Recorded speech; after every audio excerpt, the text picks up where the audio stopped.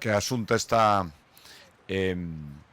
executando moitas sendas peonís, porque afortunadamente cada vez nos gusta máis ir en bicicleta, cada vez nos gusta máis andar, cada vez dámonos conta de que o coche se pode deixar aparcado, nunca mellor dito, para moverse, facer saúde ao mesmo tempo que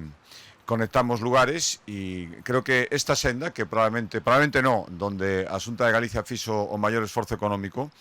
que une dous concellos que teñen tanta vida entre os seus veciños como é Ames e Santiago, pois queda a partir de agora con casi 10 kilómetros a disposición de todos aqueles que o queran usar, que estou seguro que vai ser moitísima xente. Fixemos un esforzo de consenso, dende logo intentamos,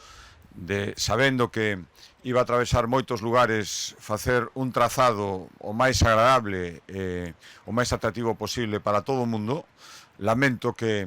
en algún momento non fora posible facer o trazado que nos houbera gustado completamente, pero cando algunhas forzas políticas, algún representante político non están por a labor, pois é imposible. Eu agradezo en cambio a colaboración que tivemos de todos aqueles que entenderon que esta infraestructura moi demandada e agardo que moi utilizada había que facela canto antes. Por lo tanto, felicito as dúas consellerías, a Consellería de Diego Calvo, responsable de mobilidade, e a Consellería de María Martínez Allegue, responsable desta execución, por facelo posible, e non só esta é a máis visible, insisto, a máis longa, a que máis kilómetros e máis orzamento